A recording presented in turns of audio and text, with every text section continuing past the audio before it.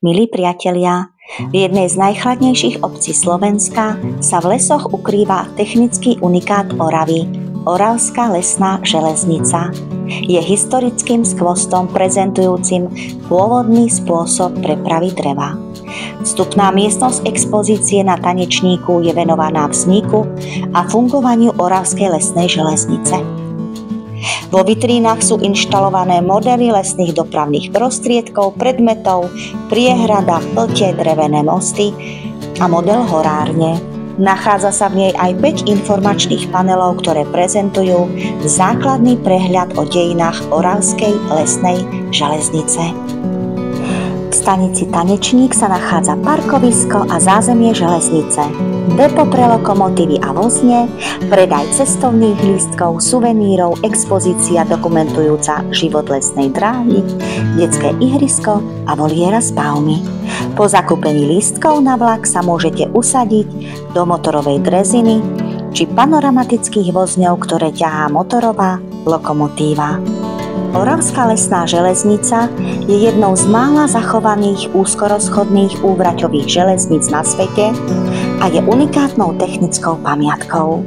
Oravská lesná železnica slúžila pôvodne na zvážanie dreva. Dnes patrí medzi najobľúbenejšie turistické atrakcie Oravy. Vlaky Oravskej lesnej železnice odchádzajú na svoju výhliadkovú jazdu z údolnej stanice Tanečník.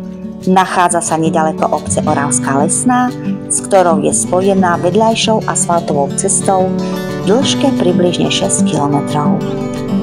A my už vyrážame zo stanice Tanečník a tešíme sa na nádhernú, zaujímavú jazdu vláčikom. Trať v dĺžke 3 km na vrcholovú stanicu Sedlo Beskyd v nadmorskej výške 935 metrov nad morom vlak prekoná za približne 15 a 20 minút. Idete popri krásnom lesíku a môžete obdivovať nádheru prírody a takisto rozprávkové bytosti, ktoré popri železničke obdivujete na kraji lesa. Deťom sa to veľmi páčilo. Stretnete tam Pinokia, Maťka Kupka, ale aj Karkulku a rôzne iné rozprávkové bytosti.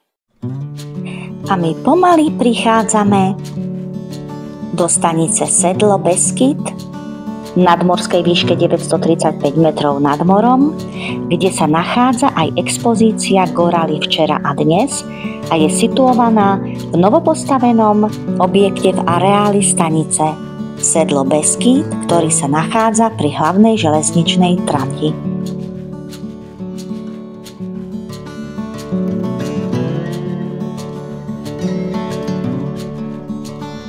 Predmety, vystavené v priestoroch drevenice, prezentujú goralskú kultúru typickú pre oblasť Beskyd.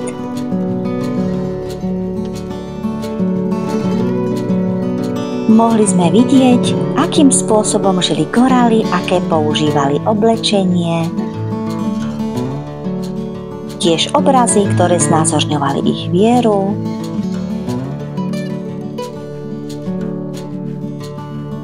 a veci každodennej potreby, ktoré využívali každý deň. Po návšteve expozície sme sa vybrali na návštevu výhliadkovej veže, ku ktorej sme sa dostali chodníkom po lúke od stanice Sedlo Beskyd. Cesta k rozhľadni trvá približne 5 minút a zvládnu ju aj deti. Výhliadková väža je postavená v nadmorskej výške 970 metrov nad morom. Rozhľadňa má 3 poschodia a výšku 12 metrov. Je celoročne prístupná pre návštevníkov, ale aj okolo idúcich. Po 20-minútovej prestávke, kedy sme absolvovali expozíciu Goraly včera a dnes a návštevu výhliadkovej veže, sa opäť vraciame dolu do údolia vláčikom. Celá trasa aj s pobytom na stanici Sedlo Beskyd trvá približne hodinu a 10 minút. A naozaj sme si túto trasu užili.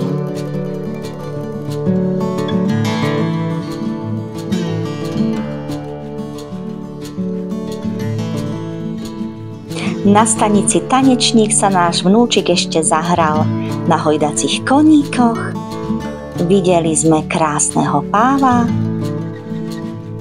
a už sa pomaly lúčime.